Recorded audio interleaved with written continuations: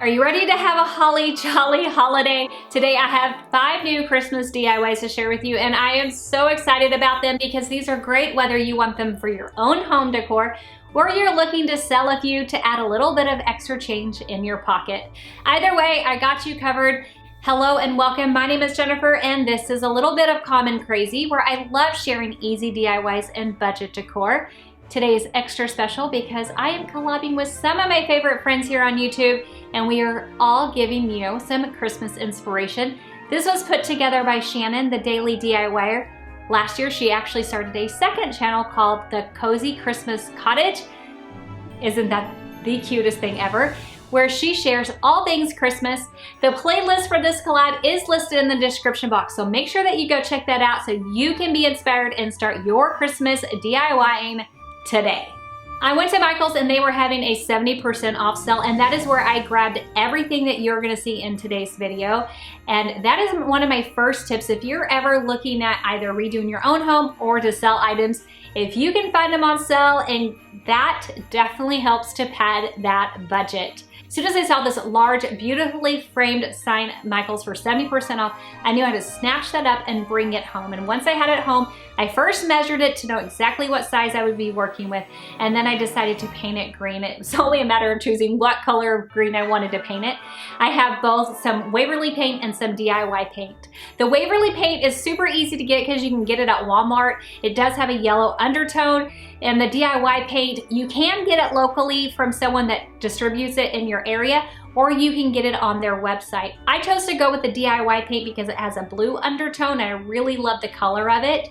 It did take 2 coats to get full coverage, and as I'm going around, I'm using a note card to protect the frame as I go around instead of taping it off.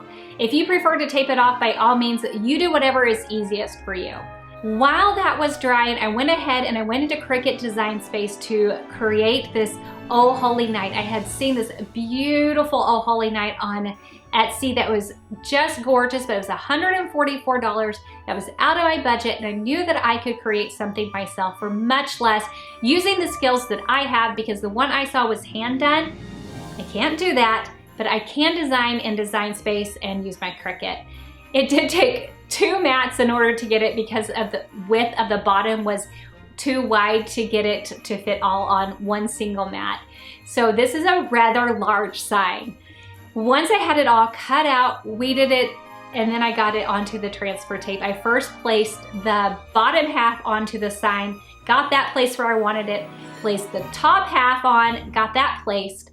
Once everything was together, to seal it, I am actually going in with a clear wax. DIY also makes this, and that just seals in that paint to just protect it. It does darken it, and at first it looks kind of splotchy, but over the next couple of hours, the splotchiness goes away and it looks absolutely beautiful. I absolutely love this sign. I think it is gorgeous and timeless, and I'm excited to display it in my home, and I think most people would be as well. While I was in Michael's, I also saw this framed chalkboard, and I, again, could not resist 70% off. It was so beautiful. I really love the frame color of it. So I brought that home, I measured the chalkboard itself, and knew I was gonna leave that alone because I really liked that. And I headed into Design Space and I typed in Christmas trees, and I scrolled through, looking at a few, toying with a few different ideas, but decided to keep it even easier and just went with a set that was already put together and sized it so it would fit just perfectly on that chalkboard. I cut it out, I weeded it, I got it on my transfer tape, and then I applied it to the chalkboard. It was so easy. It was a matter of minutes and it was done. And I think that this is another stunning classic piece that can stand the test of time. I really love the Oh Holy Night Christmas tree and the chalkboard Christmas trees together. I think they just pair beautifully.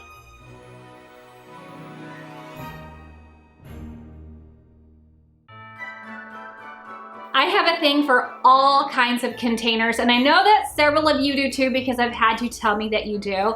And when I saw this galvanized 10 at Michael's for 70% off, I couldn't resist it. I had to bring it home. But like many of you, I have a lot of galvanized things and I don't need any more. So painting this was not a hard choice, but before I painted it, I went ahead and I measured around to see what the girth of it really was, so I knew what I would be working with. Then I took it out to my spray tent and I gave it a good coat of white spray paint. Just on the outside, I left the inside that galvanized color. Gold would be another great option. It's really on trend right now. While that was drying, I again headed into Design Space to create like a winter scene. So trees and some deers, bucks actually. I wanted to make sure they had antlers so you didn't mistake, you know, my deers possibly for a horse just in case. I wanted to make sure you knew they were deer.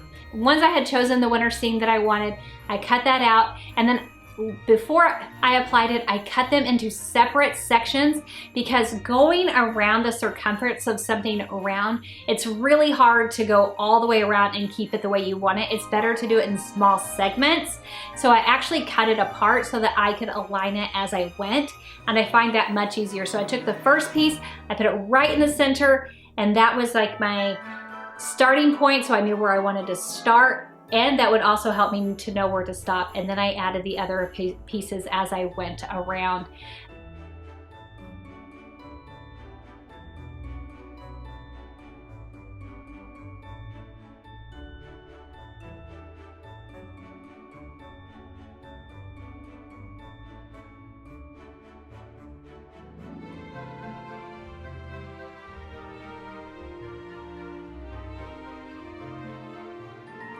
I really love this piece. I think it's a beautiful, like modern farmhouse. It'd be great to hold like some birchwood blankets, a Christmas tree, just a gorgeous piece that would elevate any home.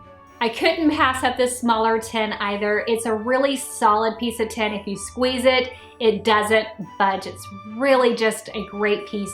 And at that 70% off, it was a steal. So I grabbed that. But I really love when things can look like they were paired together. So I wanted this to coordinate with that first tin. So I went ahead and I painted this smaller tin white as well. This time I did make sure I painted the inside of it. While that was drying, I did go ahead and cut out some of the exact same Christmas trees that I used on that original tin. Some of the smaller ones, 3 of them to be exact. So when that tin was dried, I could apply those 3 Christmas trees to that tin.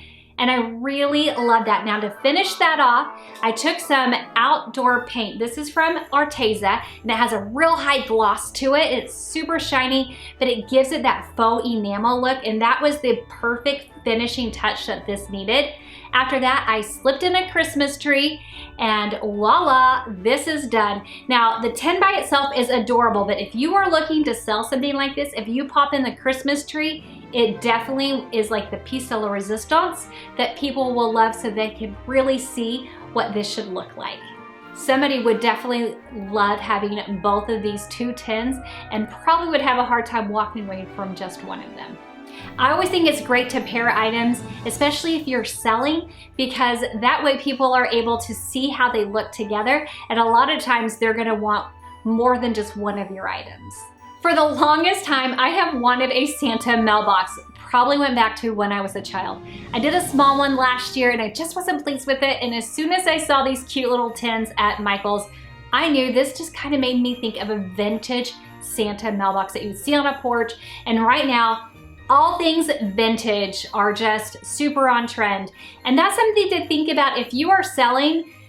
It might not necessarily be your style, but really look at anything that could be on trend.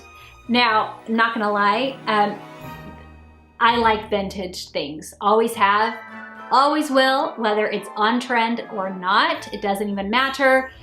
At this point in life, I consider myself vintage, so it works for me.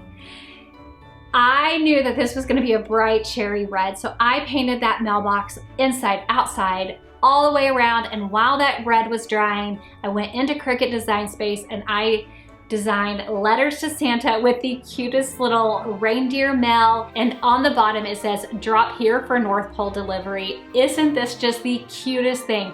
Not only did I get one of these tins, I actually picked up several of them, because the hardest part about doing a DIY is the designing and doing the very first one. Once you've done one, it is so much easier to do the second, third, fourth.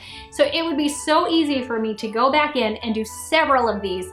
And I have to say, I kind of want to. I love this so much, and I'm so excited to display it on my front porch this Christmas. Have you ever sold your Christmas DIYs before? Tell me about that in the comments below. Don't forget to check out the playlist in the description box. Here's a video that I know you will love. Thank you so much for spending your time with me, and I'll see you the next one. Bye.